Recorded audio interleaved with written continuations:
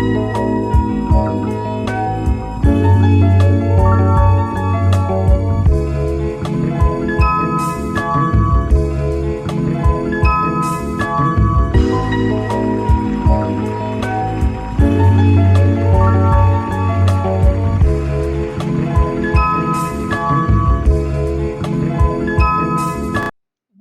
up, beautiful people? This is Pretty Girl Love Trap Content. This is my recap slash review for We Own This City, Season 1, Episode 3, or Part 3, if you will. Okay, so you guys, the story is moving along. Okay, I'm just curious of what's going to happen at the end. Of course, this is based on the book and based on real life events, but of course, it's still, just juicy, just trying to figure out all the nooks and crannies and details of what had happened, okay? So, y'all, let's get into this episode, okay? So, we start off with yet another one, okay? Allers is over there in the jailhouse, okay? And he is being transported to see his lawyer in, one of the little, meeting rooms or what have you. And yeah, his lawyer was like, look here, you got to talk, okay? Not only are you a superior, okay, you hand pick, you cherry pick this entire department, okay. So yeah, it would behoove you to go ahead and get the yapping, okay. And so yeah, Alex was like, no, I'm thug life. Like, I am not about to snitch. Okay, that's not what I'm about to do. Okay, that's against the code. All right. And I'm like, everybody else snitching, you might as well. Okay. But yeah, his lawyer was like, okay, if you want to play like that, because they are going to make an example out of you. Okay, you were a superior for God's sake. So yeah, it ain't gonna be looking good, bro. All right. So we actually take a little flashback to 6 months previously. Okay, so 6 months earlier, 2016 January, we see Herschel. Okay, he's over there waiting, to be called because apparently there's a meeting he has to be in. Okay, and so he gets called and enters a room, and yeah, we see your boy Allers, and also Palmer and another young sir. Okay, and so he's like, okay, what's up? So it's looking real tense up in there, okay? And so he's like, is this about this rap song? So they was like, no, you have had a lot of complaints, okay? And yeah, it's an issue. But we are not going to bench you, okay? You actually getting a promotion. You going citywide. You are going to be transferred to the gun trace task force, okay? So we see Allers over there congratulating him, welcoming him to the squad. So I'm like, ain't this about to be? You get to do whatever you want on these streets over here and violate, and you go ahead and get promoted. Like, where they do that at? I'm like, okay, corruption at its finest, okay? So we see Allers, he's in the interrogation room and he's getting questioned, okay? Actually, he's still with his lawyer at this point. And it was like, yeah, we talking about racketeering, conspiracy. This is the Fed, so you ain't about to get parole, okay? You're looking at approximately 15 to 20 years. You're going to do approximately 13 to 18 of it. So, yeah. And they also got you on a robbery of $10,000, okay? So, what can you tell me about that, okay? I need a little bit of detail. So, of course, he begins to speak and tell what happened. So, apparently, Gondo, he got his ear to the streets, okay? So he, let the squad know about this dude called Devon, okay? AKA Woodham. That's his street name, okay? So apparently he making moves out there in the streets and he be having the cash or what have you and the drugs and the guns, okay? So all the wonderful things that these young, fine sirs of the police department want, okay? And so they're pretty much taking him out at his house and he proceeds to leave. And so they proceed to follow him. All right. So we cut and we see the feds going to the judge. Okay. They're trying to get some warrants. And yeah, they're advising him of the wiretap situation with Gondo. And yeah, Gondo is just as dumb as rocks. I don't understand. Okay. And the judge is like, okay, how far does this go? Like, how far up the chain of command? Because this can be disastrous if this is really a situation where everybody is crooked, okay? But he was like, anything you need, I got you, okay? So they pull over Devon after following him, and yeah, they're pressing him, and we see your boy. Jamel, he playing good cop, bad cop, and Allers is playing bad cop. Okay, Herschel is searching the car, and they're trying to find everything. He done took the baby's diaper bag and all her supplies out the car. He was by himself, but they had all the supplies. He was like, "Man, I ain't got nothing, okay? But if you gonna get me in these false charges, let me just have my baby mama get the car, pick it up. We got all these baby supplies. She need that, okay?" And so yeah, he was like, "Okay, I know you got a gun."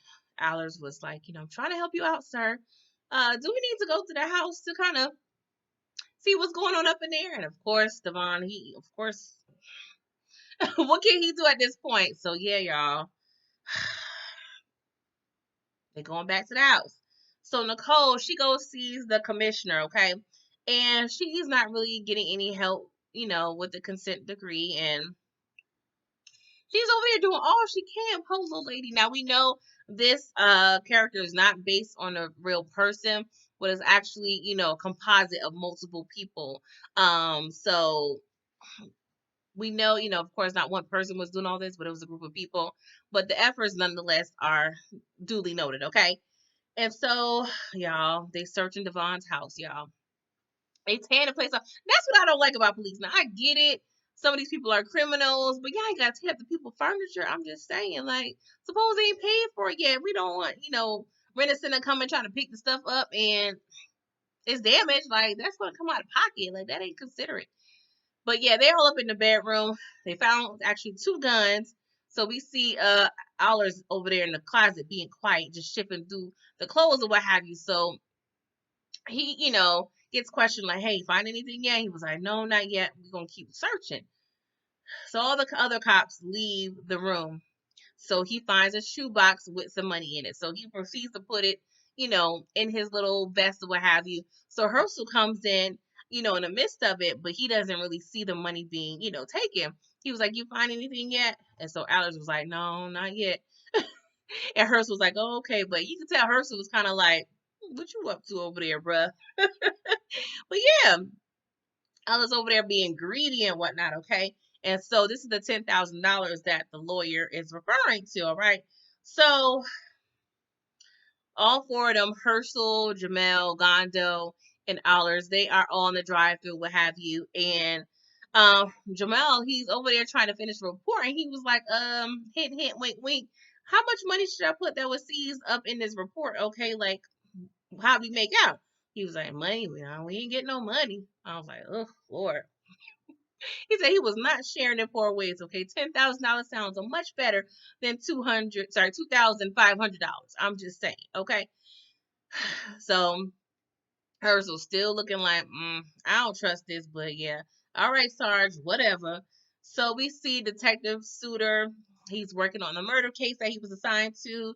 And so he ends up connecting with Officer Dixon, which is actually who's played by Dookie from The Wire. So I'm like, oh my God, I'm so happy. I'm so happy to see him as a cop. Because if y'all don't understand how Dookie's story played out in The Wire, like it triggered me and it stayed with me for years, y'all. Like it really bothered me. It really much bothered me until I saw him as a cop on the show. I was like, okay, I know it's fictional, but it's still good to see that Dookie is not on that stuff, y'all. That little his story just it was a lot, okay?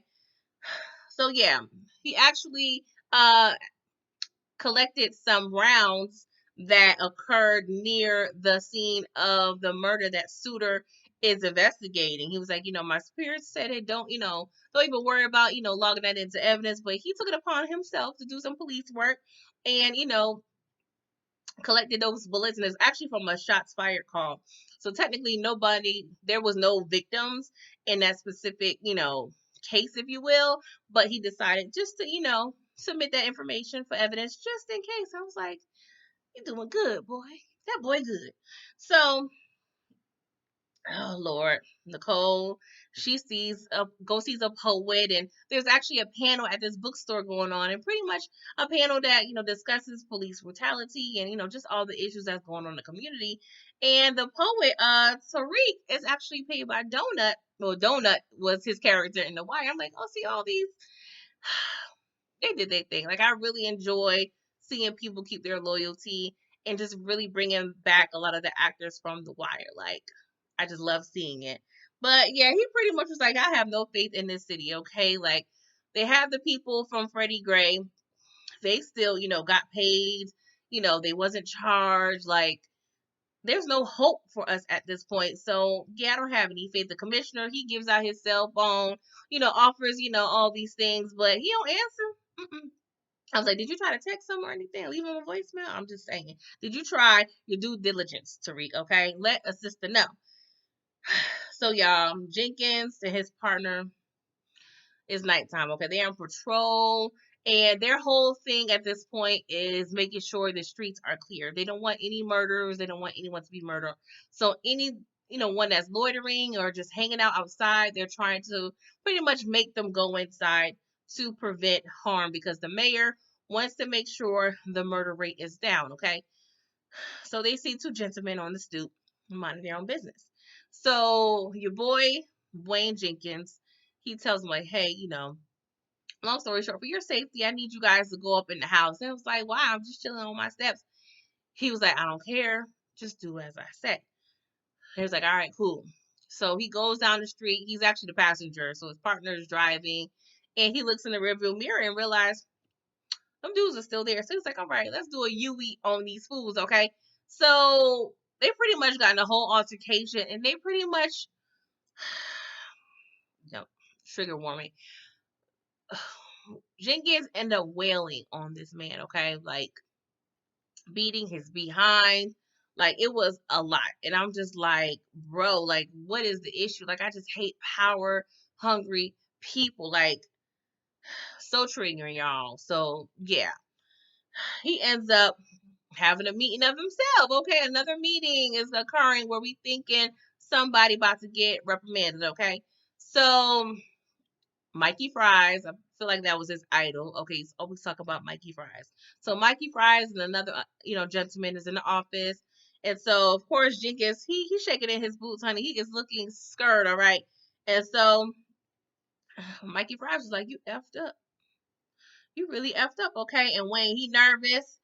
And he was like, I'm just playing with you. I'm just playing. You're an earner. We gonna always take care of you, okay? You just caught up in here because you effed up on the paperwork, okay? This paperwork isn't sealed as tightly as it needs to be, okay? Because this situation, we got evidence, we got witnesses. Like, this could be bad. So I need you to make sure this story is airtight, okay? Your partner mentioned something about a bottle. You ain't say nothing about a bottle in this report. Like, you have to ensure the way you word this report that you were being threatened and your safety was at risk, okay? So that secures everything with our positions. And he was like, okay, I'm sorry, Sarge. I was a little lax. I was being lazy. I'm going to do better. I'm like, oh yeah. At this point, I was low key just laughing because I'm like, this is so sad that it's funny at this point. Like, this is ridiculous. So in Wiretap land, we had Lizzo over here practicing the flute over here, okay, because she is bored and she got to get her practice on. Because I could feel like wiretapping and listening to calls that just come randomly, that could be quite boring. All right. So Gondo, he makes a call. Of course, they're tapping his line, and yeah, he's on the phone with this informant. And so, she's telling him about some people that got some guns on them. So he's talking to this young lady and he mentions his position, like where he's located, like the street.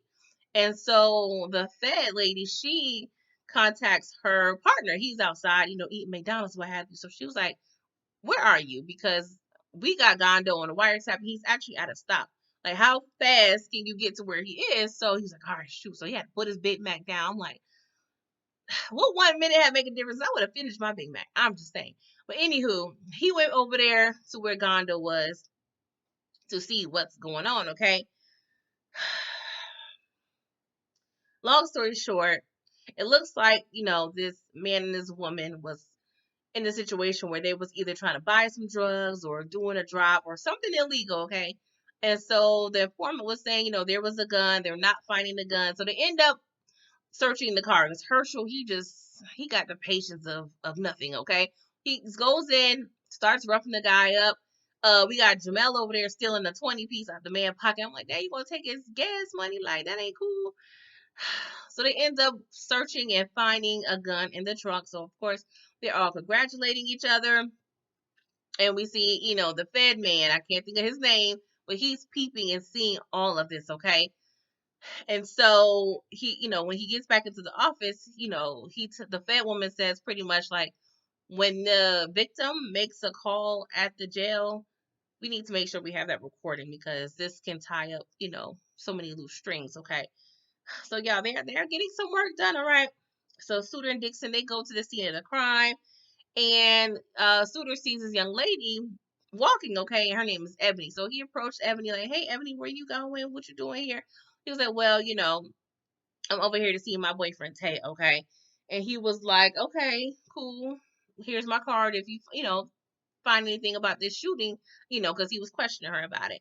And so Dixon mentioned previously that he tried to get some information from this, old grandma, okay? And so it ends up being Miss Green, okay? So we in Miss Greenhouse trying to question her. She was like, "I ain't got no words, okay? Snitches get stitches and they end up in the ditches. Like, I don't have time to be ratting up in here, okay? I live here." So yeah. I'm trying to stay alive as long as I can. And she was actually another Wire alum. She played, can't think of his name, but one of the police officers' wives. So Suter, he tries to relate. He's like, the victim is a working man. I'm a working man. He sees a pictured man on a frame on the wall. He was like, this guy, he looks clean. Like, well, who was he? She's like, "Oh, it's my late husband." Like, I'm sure he was a hardworking man. Like, what do you want somebody to kind of, stand up for the situation? So, long story short, she was like, "Hey, Miss Irene on the corner over there, her grandson, yeah, he is the devil, okay? The devil spawn, the devil, bad, bad, bad, bad man, okay?" And she was like, "That's all I'm giving you, cause yeah, these streets is hot, okay? Matter of fact, you need to go through the back door." I would have had him go to the back door or something, cause y'all ain't gonna be showing that y'all was up in my house questioning me at 3 p.m. Like, Lord Jesus Christ. So Nicole, she goes to the president of the police union and still, she's trying to get some information. And she asked him, like, "Hey, has it really been a slowdown on police work?" And he was like, "Well, I don't necessarily condone it, but, the police officers are scared. They don't want to be at risk of getting fined or getting, repercussions for making arrests. Like, this whole Freddie Gray situation has everybody on pins and needles, okay?" So, y'all, it's 2007. So, we going back into your boys, Wayne Jenkins, because he over there in the jailhouse, so he thinking about everything, okay? So he was just promoted to the plainclothes unit, all right? And so he approaches the police station. They having a good old barbecue, okay? Little lunch break situation. So yeah, he was like, "Okay, what's going up in here? They got all the fine liquor." He was like, "What is this Pat Ron? Pat Ron?" And he was like, Patron?" I was like, "Ooh, Wayne." He was like, "I don't know about all this expensive liquor, okay? I get drunk over $20 a week, okay? That's my budget, all right?" And so Herschel was just laughing at him, was like, "You know what? You ain't getting no bread. You ain't really getting no bread." He was like, "All right, that's fine. I got you. I got you, okay?" But yeah, they was pretty much laughing at him because he's broke at this point. So he hasn't figured out the way to really like milk the system. And he's getting some overtime. But yeah, not that money, okay? So we see Wayne looks like later on that night. He over there breaking more laws, okay? He over there drinking and driving. He listening to Tech Nine. I'm like, okay, you got your ear to the streets, okay? So he heads over to his homie's business. Danny, he's a bail bondsman, okay? So apparently they have a relationship, and he actually sent in a letter of recommendation to help Danny, get his, certifications for the bail bondsman situation, okay? So they were just talking about, him being transferred to plain clothes. He was like, "That's all right. I'm gonna start getting money like the other guys. Like, please believe me, okay?" So Donnie was like, "You want to go to the strip club? Like, let's relieve some tension, okay?" So they go to the strip club. So, it's funny because they're Caucasian, but they're in this African American strip club. So he's looking at these, black beautiful queens. He's like, "Oh yeah, I, I'll leave my wife for her." I was like, "Okay, Harlem Nights, okay, to calling your wife telling you ain't coming home no more." So one of the young ladies approached him and she was like, "You want to, buy a bottle, and give me a tip or what have you?" He was like, "How much is that?" She was like, "Just $200 and, plus tax or what have you." He was like, "I don't know. That's kind of expensive, girl." I'm like, "What you got to do back there in the champagne room, girl?" Like, But $200, like that don't add up, okay? But Donnie, he went ahead and looked out for your boy. He was like, I got this, I got this. So he gave her the money. I was like, okay, you paying for whatever he about to get. I'm like, and you married. Ugh, Lord. But she was like, hold up now, you ain't the police, you ain't the cops, right? He was like, F the police. I said, no, you not over there calling NWA and whatnot. I'm like, all right. Wayne, he's a very interesting character. It's like I hate him because he's a bad cop, but he's the actor. I guess just has so much charisma. You kind of just like him just a little wee bit sometimes. So Nicole, she has lunch with a colleague in DC, and they're just discussing what's going on, with her case and everything that she's assigned to do. And she was, the colleague was like, "Yeah, I've been talking to the commissioner, and he actually feels like there's some thievery going on up in the departments, what have you." And Nicole was like, "Yeah, I've been hearing a lot of that too." But he also was like, yeah, like the police are not trying to police. They're not interested in policing. He's like, I've never, had a department like this. So I did not know it was this bad up here and up there in Baltimore. Like, what's going on there? Okay. So we see Suter, he over there being super cop. Okay. He's doing his thing the right way. Okay. So he is taking out Tay's house, okay? So he sees Ebony scrolling up in there again. I'm like, dang, Ebony, you there every day? Do he come to your house? So he pretty much just, waves her down, like, hey, girl, like, almost like low key, like, pulls her. He was like, yeah, I need you to call your boy, Tay, because he is a murder suspect, okay? And yeah, I'm gonna need you to go call him and tell him, like, he needs to come here ASAP pronto. I'm just like, oh, girl, all right. So we see Devontae, because that's his full name.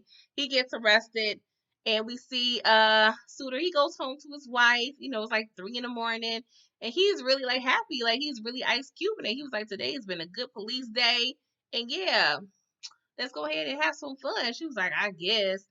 So we see Jenkins in jail again, reminiscing. So we flash back against 2007. He's at a bar with one of the fellow officers, and Sean Suter comes in, and this is when I guess they was working together because we know they have some history. So they're talking about buying rounds, what have you. So Sean, he kind of goes to talk to some other people. So Wayne is talking with the other fellow, and he was like, "Do you think we can trust Wayne? Like, is he trustworthy? Like, is he gonna be down with get down? Like, is he gonna be stealing with us or snitching? Like, what's his deal?" So he was like, "We gotta see. I don't know. I don't know." So we see Wayne and Sean Suter. They at a stakeout, and they're staking out this car wash. Okay, and he was like, stuff in there is dirty. So please believe we about to get some good policing done. All right. So Conley, he's the owner, and yeah, we get a nice little raid going on. And so Wayne is pressing hard, okay? He's tearing up the place, being real disrespectful. And Conley, he was like, Wayne, do what you gotta do. I said, oh, we on first name basis. So yeah, Wayne is known out there in them streets, but I think everybody knows Wayne is shady, and yeah, he just getting away with everything, okay? So Wayne's like, yo, where is the work? I know the work is here. Where is it? Sean is in the next room, just trying to find stuff. And so he notices like this little wobbly table. They end up, breaking the table apart. And yeah, they end up finding like 6 guns and 45 to $50,000. So Wayne was like, Sean, what you think about that? Like, that's a lot of bread. Like, we can go ahead and split that up. So Sean was like, Wayne, I don't know about that. So Wayne, he was like, you know what? I'm gonna record these 6 guns. There's a boat outside that the owner owns, and yeah, I'm gonna record 4,000 of these dollars in the report. And we got a brick, so we good money. So Sean, he's looking like, oh, I don't know about this. Like in his head, he was like, ooh, I didn't sign up for this. All right, I mean, I know we get bonuses, but these type of bonuses, like, I don't know. So Allers, he's talking to the feds, y'all, and he was like, you know what? I just did a little stealing here and there. I ain't never hurt nobody. They was like, oh yeah, so yeah, you remember that case where you stole the $10,000 from Devon? So yeah, actually, that was his money for his connect, his supplier. And so, being that you stole his money, he was gunned down in front of his house because he could not pay his connect. So, yeah, the faces they gave him, like, yeah, bro, you about to go down for this murder. And the fact that you didn't share the money that you stole, you taking all of these charges, my sir. And I'm just like, oof, you ain't never hurt nobody, huh? Okay. So we see at the end of the little raid, Jenkins and Suter, they're in the car, and Wayne was hyping Suter up the whole time, talking about, oh, great police work, you doing your thing. That's how you police, because, this is all a test in a sense. And I feel like this whole thing is a setup, honestly. Because Wayne, he's dirty, so he knows where stuff is. So you probably, use this as a test run to kind of test your boy Sean. And so he put some money in the middle of them. He was like, here, that's your cut. And Sean was like, I don't know, like, that's a lot. Like, you could just tell, like, he ain't really feeling it, but he don't know really what to do. The money look good, but you know, he don't know what to do. So we see Sean, he just pondering, Wayne looking at him like, what you gonna do, boy? Are you gonna snitch or what? And of course the episode goes off like it's Young and the Restless, leaving us on suspense. We trying to figure out what, your boy Sean did. I guess we gotta wait to the next episode to figure out what had happened, okay? But y'all, another good episode, and I will see you guys for episode 4. And please like this video, subscribe to my channel, and yeah, leave a comment. Let's chat and let's discuss this episode and this whole situation, y'all, because it's getting juicy. Bye.